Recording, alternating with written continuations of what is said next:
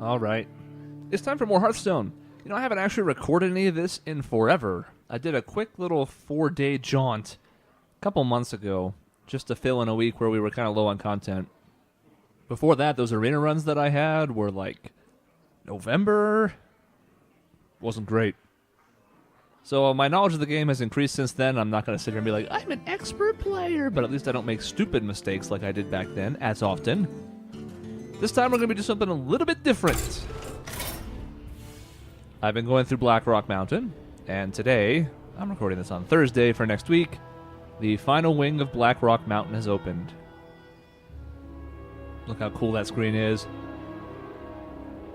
For those who are less familiar with the game or have not been able to purchase or pay for in gold this content, these are single-player adventures. You go up against a series of enemies, you get cards for beating your opponents. They usually have cheap tactics of some kind, a hero power that's unique, some cards in their deck that don't actually exist, some such. And your task is to beat them all. So we're going to go through them. I have not seen these before. They just opened, as you can see. I'm not lying to you. This key is here. Don't even know what I'm up against. Born in the fires of Blackrock, I cannot be stopped.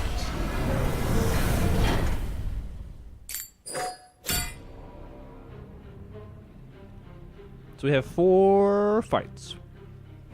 I did know that we had 4, but that's because the number 4 was on the heroic tab, so it shows you that was new stuff. We don't get to peek ahead here, so we don't know what's in store. This is the prize for winning all 4. It's also the boss we're up against. So basically, we went through this, and we had to fight Ragnaros, because we were helping this guy. Well, as you can see, Ragnaros came back to help us. We were helping Lord Nefarious, because he seemed like he was a pretty good dude, even though his name was Nefarious, so we, probably should have known better. But then we eventually found out that he was also bad, so we're basically storming our way through Blackwing Mountain and just destroying everything in our path. Now Nefarious turned on us. We beat him once, but he's going to be in this kind of true dragon form. He switched into it last time. This time, I'm sure he's got even more tricks up his sleeve. At the end of the last wing, which was the Noxramas expansion, Noxramas himself was very difficult, so we could be in for a fight. Sanctum is guarded by the most powerful defense system imaginable. Alright, so we have Omnitron, which looks like Omnomnomtron. And his hero power for 2 mana is Activate Arcanatron. And that's all we have to go on. Alright, so I've got all sorts of new decks I've been running. I do still have the old tried and true Mage of Aquarius, and we might try that here just because it's nice and standard. I only have 3, maybe 4 decks I think are actually pretty good, and then some other weird stuff that I'm trying. Let's take the Mage for now. We'll be using other decks, I assure you, but the Mage is a nice standard response to an unknown enemy here. Laid back, you'll notice I don't have the camera on because it's the... Well, I was going to say the morning. It's 1 o'clock, as you can see in the bottom left corner. So I'd be lying to you. It's the morning for me. When you work nights, I don't get up till 10 or 10:30. So I'm having breakfast, but I'm not going to eat on the microphone because that's a trigger for some people. You asked for it. What's nice is the bosses have little dialogue. They react to stuff, so, it's fine. I do believe this deck has changed since the last time I've used it. I don't know if I had the Explosive Sheep and some other tricks in it, so... I also don't know if I want Arcane Intellect. No, let's toss it.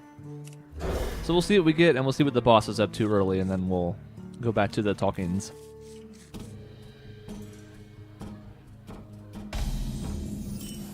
Primary defense matrix initiate.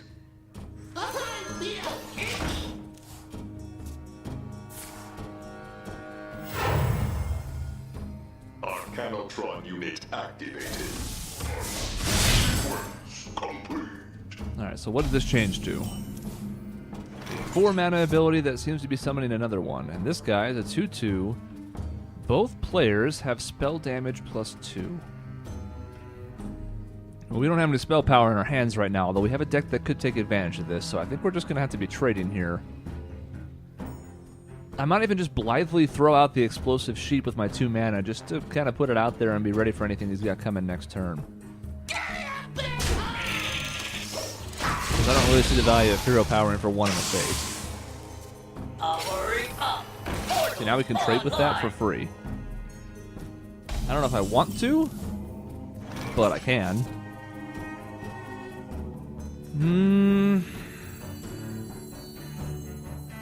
So we have a couple options here. And the nice thing about single player is you can take as long as you want. The final boss, I think, Noxramas last time started yelling at you if you took too long, but it still doesn't matter. You can sit here and just think your moves through, plot them out, have a leisurely chat, have a sip of tea. We have 2 choices here, essentially. I can just summon the Acolyte of Pain, or I can summon the Acolyte of Pain and then trade with the sheep. That'll blow up his creature, because it'll do 3 damage when I hit them for 1, and then blow up for 2. And it'll also give me a chance to draw 2 cards with the Acolyte, pretty much guaranteed, because I can trigger 1 right now. I think I want to be greedy, though, because his 2/3 can't kill my 1/3. How greedy? No, let's not be greedy. I changed my mind. You could feel me hedging as it was happening. Come close and listen.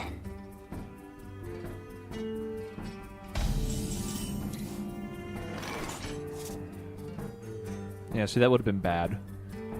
Because then he would have had a 4/5 Mech Warper. Well, let's just do the basic stuff. The temptation with Flame Cannon is to think, well, you know, it does 4 damage.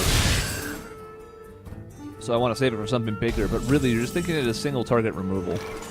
Alright, this guy, at the start of your turn, deal 1 damage to all other minions. And this is another one coming turn 6.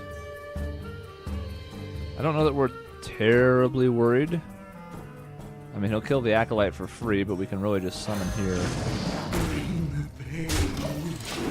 We haven't seen anything from him in the way of, like, spells.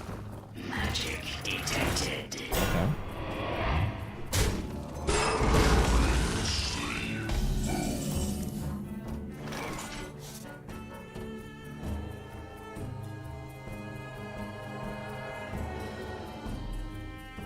Well, we don't have much of a choice here.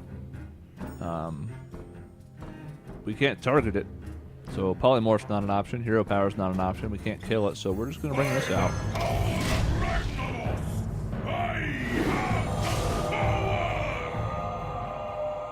This is a new card from the Blackrock Mountain expansion. Electron unit activated. Pretty solid, even if you only get 1 turn out of him, but usually you can find more than that. All spells cost 3 less. This is an interesting dynamic we have going here. I feel like I could just be polymorphing that for free, because it's already down 1 from Thurician, and now it's going to be 3 cheaper, so I think we just need to do some stuff.